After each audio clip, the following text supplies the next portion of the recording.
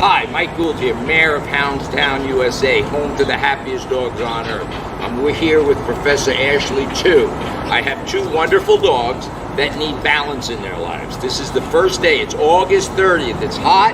I have a food-possessive dog, and actually, Athena over here, she's probably more dominant. She just doesn't show it, but she's a strong, powerful dog, where Spartacus, so here, the dogs came here, pulling us, dragging us, jumping, counter surfing, pulling this dog that reacts to little dogs, and this dog, so it's mayhem. Everything's out of balance. So it'll be today, and for the next 12 days, we're going to provide leadership. Love comes second. Here's the love.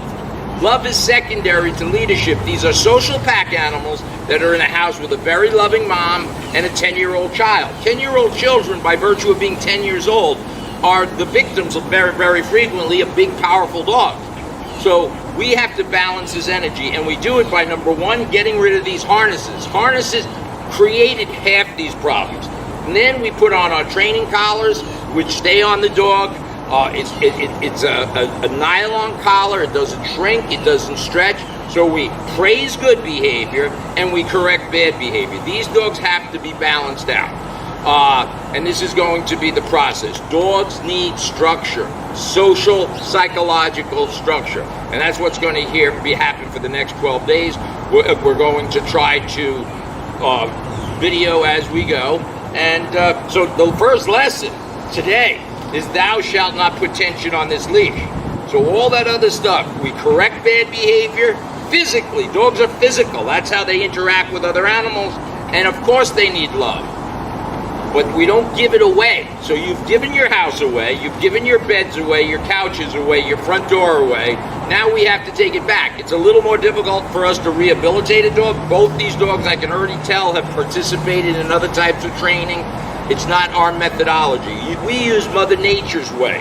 And so this is the first day of the rest of their lives. If this is a journey that's going to last for the rest of their lives, it's up to the pet owner, not their 10-year-old child, the adult, to take charge of the dog brain. And that's not physical. That's mental. And we're going to teach you how to do that. Look, love, love, love, because there's no tension. Drop that leash. There's no tension. Hi, baby. This dog is sitting here voluntarily next to me. We're not teaching him complicated things. We're communicating simply to the dog brain. These are actually wonderful dogs. This dog, Athena, is going to be more difficult than this dog, ironically. So we always usually get the dog that growls or bites, because that looks like the biggest problem. But this is truly a pack of independent dogs acting on each other's behalf. Okay, we're going to have some fun, and we'll see you guys in a few days.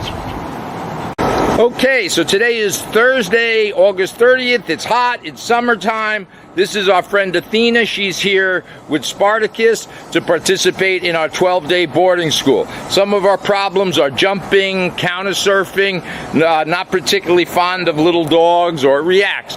This whole week, 2 weeks, is going to be based on having the dog subordinate to leadership. So all the dogs are wonderful. They get a lot of love. There's a 10-year-old child in the house. The dog has to learn new rules, and leadership is going to be key. So the first thing we're going to do, we left her harness on just to show you that it's no good. Harnesses are designed to pull people. That's what it's designed for. So we gave her a regular collar. That black collar, as you can see, will stay on the dog for the rest of her life. It's part of her body. It's on snug, it's particularly fixed, and we're going to just introduce her with this harness on to another dog and show how we might adjust her behavior. So here comes a little dog. Let's see. You just stand still. Come on out. So there's our little dog. Yeah, and you just walk by. Just watch. Right, so now this is what you have now. Just that, a girl.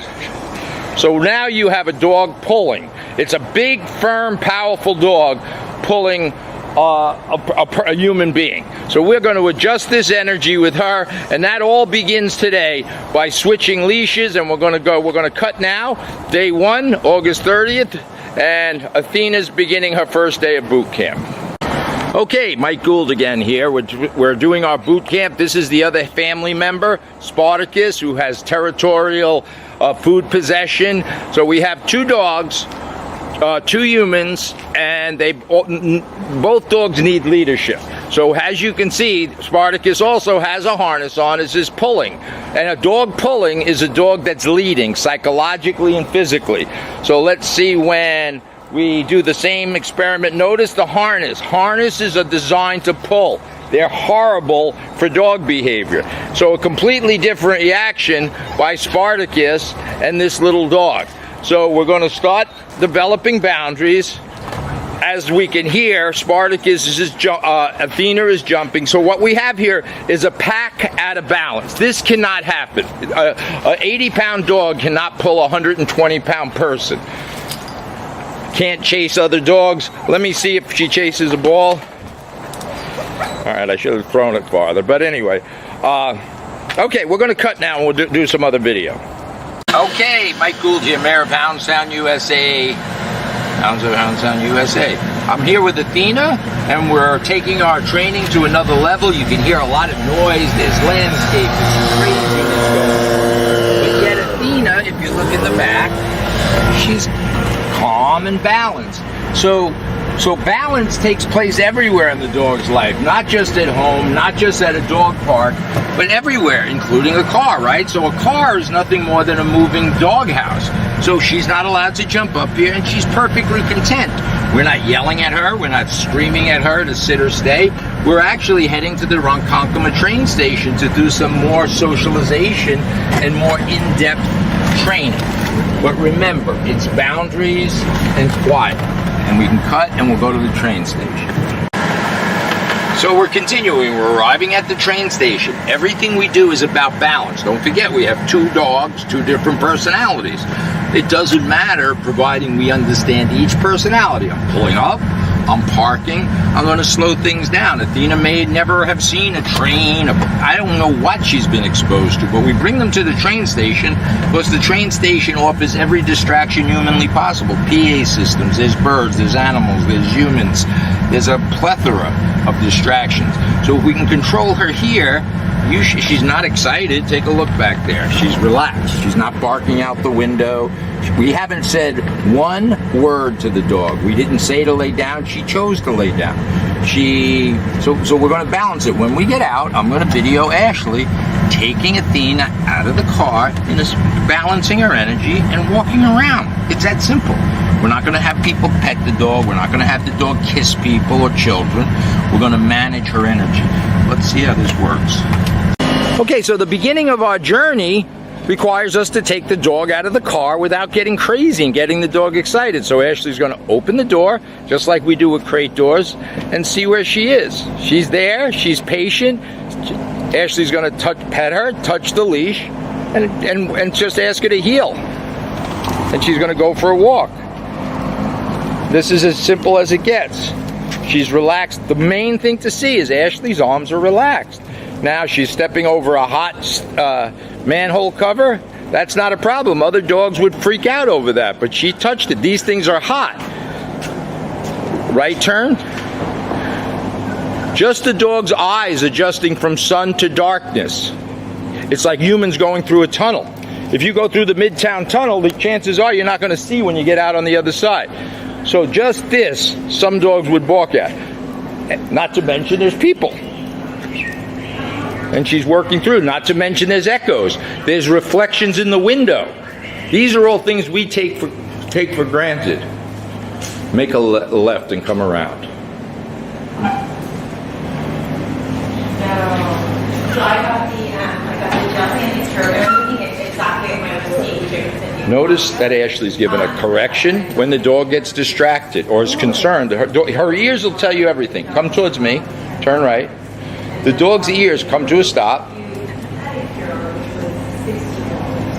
Love her. So Ashley is praising, loving good behavior, and correcting bad. So when the dog started looking and was distracted by something she may be afraid of, Ashley corrected her. Okay, so as we move forward with her, we have to teach, we have to love good behavior. and correct bad behavior. Correction could be just a mild correction when the dog gets distracted, or it could be a permanent distraction. I'm going to step out my left, the dog is going to move. Look at my body. That is the important. She's distracted by somebody behind us. That's fine, but she's not getting up and she's not going to bite them. Her mouth is open. She's breathing perfectly fine. I'm stepping out my left and she's coming with me. My body is relaxed. This is a skill that the pet owner has to develop. This is not going to happen easily. To relax is difficult. When I slow down, the dog is going to SIT. When I pivot out with my right foot, the dog is going to STAY. And there's distractions. And I'm not standing there with a cookie. Good girl. I love her. I pick up my leash. Left foot is going to activate walking. And that's it. We're good for today. We're going to go get Spartacus, and we're going to do some more training. Perfect. Good girl. Good. There's shadows. There's reflections.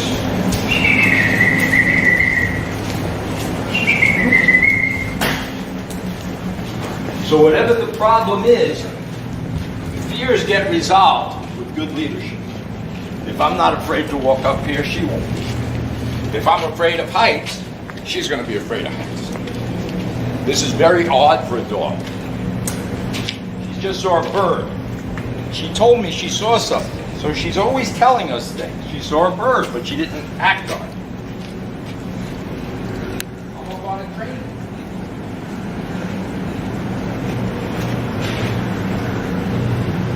There's a bird right there. So there's birds, animals. That's it. A little correction. That's it. Don't forget, her world has changed just by virtue of getting up here 8 feet. Everyone looks different to me. The whole world looks different from being perched up here. Left foot, and down the stairs we go with holding 2 fingers. It's not pressure. And we're done for today.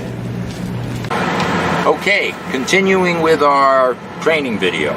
So now we have Spartacus. You have to remember, 2 dogs, 2 completely different problems, but nothing changes. I'm not talking to the dog. I'm not trying to pet him up here. That would send a mixed message. If I start petting him, then I'm confusing him. Then he'll come up here. Then I'll yell at him to get back. So this constant yelling, screaming, sending mixed messages is precisely what all pet owners do. All pet owners are confusing your dogs by doing things that are not consistent with his animal brain and your human brain. So we're doing the same thing. We're off to the railroad station. I'm not going to allow him to bark. I'm giving him peace and quiet and leadership. He doesn't have to bark out the window. He's actually choosing to lay down. I didn't tell him to lay down. I would be a control freak. If I started telling people how to sit in the car with their hands crossed, that would be over-controlling. So they'll do what they want to do. The only thing they can't do in my world is jump up here and annoy me while I'm driving. They can't be licking my head. I may open the window for them. They can do a bunch of things. But they can't cross social boundaries. We're going to take Spartacus and do the same thing we did with Athena. See how he does. I have no clue. Okay, back to the train station. I don't know exactly what's going to happen, but our human brain knows there's a dog behind there, and we have to look around and see what's happening. So Ashley's going to open the door like she would a crate or any other door, and just wait. She's going to make him wait. Then she's going to pick up his leash. She's going to ask him to heel. So he does everything with permission. Go right. Okay, that's good. Good. Now make a left. Yeah, good. Good. Help him out a little bit. Now make a right. So if you notice, the dog's on her left. There's a lot of distractions. Make a left. She's relaxed. Good. Again, we're going from sun to shade. Sun to shade. That affects the retina or the iris. Make a right. Good. Praise good behavior. Good, correct, good. She might have to go pee, so let's let her go jump up and go to the bathroom. Give her free time. Good. Now she's going to be allowed to pee and poop or whatever. Notice? Nah, she had to pee. So these are things that you have to tell yourself. If the dog is acting in a way that you haven't allowed the dog to relieve itself, you have to allow she had to pee.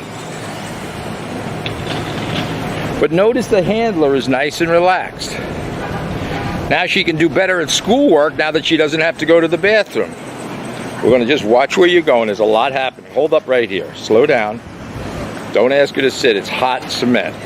So look at this carts, and there's a lot of distractions here. Correct? Good. People are oblivious to what's happening. Watch what you're doing. Good.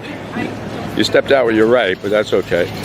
Oh, go ahead. I won't video you. In case you're in the witness protection program, I don't want to get you busted. Yeah. You don't want to break it. That's right.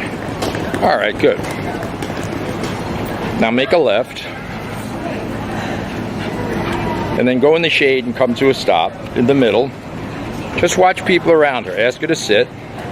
Ask. Good. Watch, just relax. So notice there's complete chaos here. The dog is relaxed. Now we're going to try to teach her to stay with the right foot. I'm not sure where we're at with that. So just wait. When there's, then you're just going to say stay and pivot out with your right.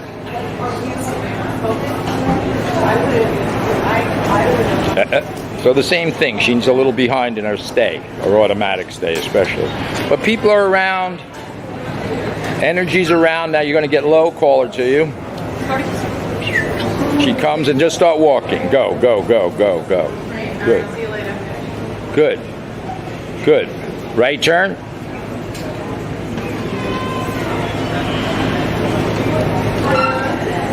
Good. And it should be noted, she's never been to this railroad station. Not that that's an excuse, but considering this is her first day in the Ronkonkoma train station, especially when a train's coming in, is pretty impressive. There's no, make a right, head towards the platform, and give her, if she needs a correction, correct her. The most important thing we saw was she needs to have to relieve herself. She can't function, nobody can function if they have to urinate and they're not allowed to. So keep that in mind. Up the stairs. And then right down the other side. Right down the other side, right? And down. So dogs have bad depth perception. So that was like going on top of a mountain. Go ahead. No talking, good. Good praise, no talk. Come left.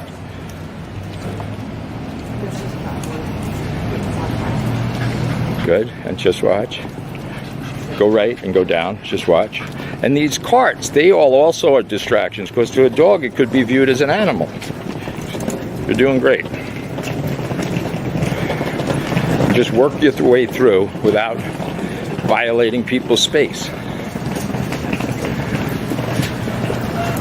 Go right through. Good. Excellent. Excellent. All right. That's a wrap. Let's go. It's perfect. You can't ask for better than that. This is elementary school, don't forget. This is not high school or college. So to be able to do that in a week, it's pretty impressive. She's going to wait till the door opens, and then she's going to give her permission to go. Boom, she goes. Beautiful.